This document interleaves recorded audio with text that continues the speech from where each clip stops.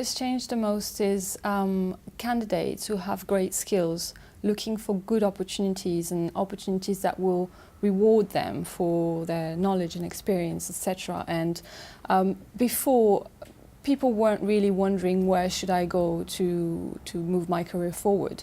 They would have great opportunities where they were in Europe or in America, or, and now it's very different because the climate in developed regions is very different, and these candidates are now looking forward to other territories, thinking maybe if I go to Africa, that will kickstart my career because I will be bringing with me my international experience. But also I know the country, I'm a local, so I'll be able to actually bring more to the table. We know that a lot of skilled and talented Africans have gone to further their careers abroad, mainly in Europe and the United States.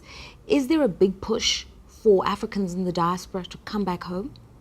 A lot. To give you an example, at Global Career Company, we have 62,000 Africans registered with us. So these people register with us for our initiative, which is Careers in Africa. So they're only looking for roles back into Africa. So that shows you it's a very large number, and it's growing very fast as well, because like I was saying, the opportunities aren't as great as they used to be. So obviously for their own career they want to return, and then there's loads of reasons. Obviously, you know, you want to return to, yeah, it's emotional, it's about being closer to your family and making a difference in your country. Now, there is a phenomenon that seems to be emerging where a lot of the members of the African diaspora, and indeed many who want to further their education, are looking at South Africa as a base and a gateway into the rest of Africa. What is this fascination with South Africa? When we started our Careers in Africa initiative, we were really focusing on the Africans from the diaspora who were based in Europe or who were based in America.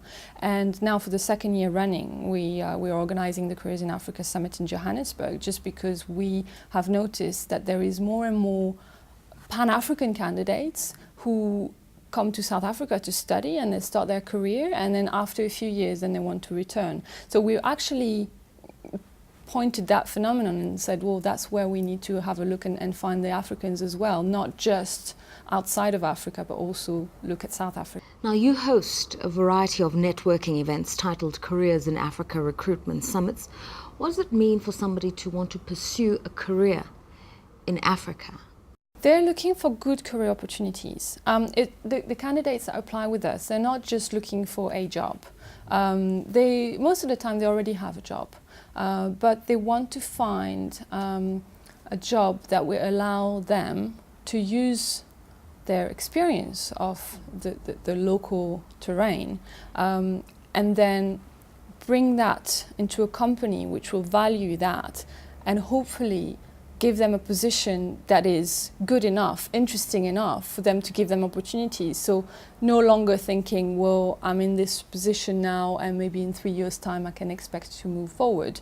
Now it's I will be returning and I will be joining a company which will allow me to move forward very quickly because they will value my skills. Traditionally, a lot of the people who returned to the continent were those offering very scarce skills in the fields of finance, investment banking, engineering and medicine. Is this still the trend, or are we seeing people coming from across the board?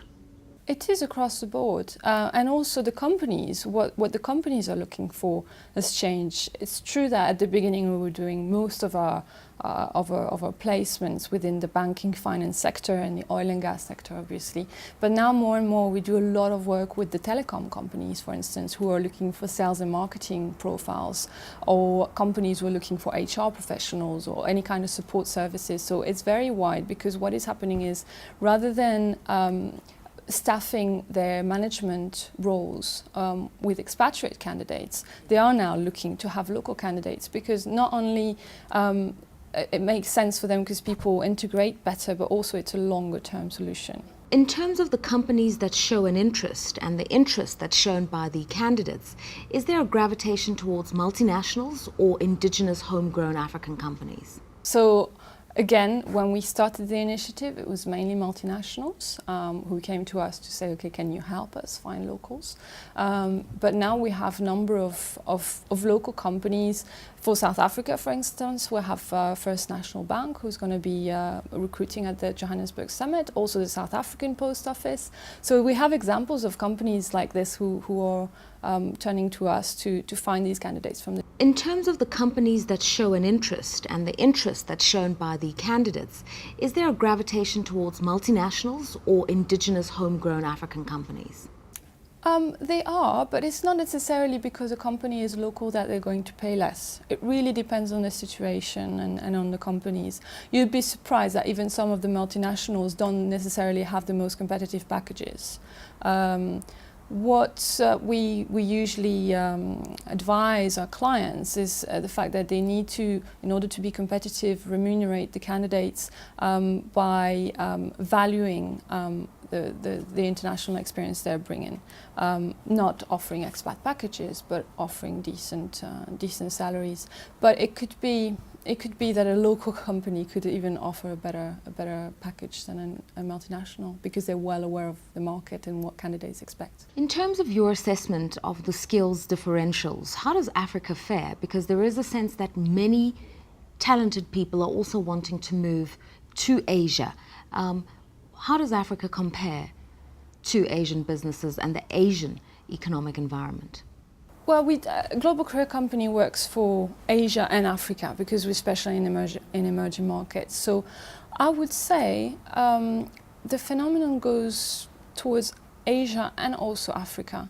We've got a lot of candidates, European guys who have great experience and who said, look, I would be quite happy to go and work in Africa and bring my skills there. And so I would say Africa is a territory of choice as well for these candidates, not just Asia. We've spoken about the interest in South Africa, but is there a regional pull? People wanting to go to West Africa or to East Africa more than anywhere else?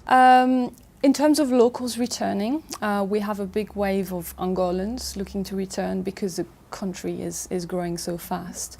Obviously, Nigeria, a lot of candidates are looking to return. But I would say there's loads of locations. I could name Kenya, Tanzania, the whole of North Africa, Egypt, Morocco, Tunisia, Algeria, Cameroon, Ivory Coast. There's loads of locations really.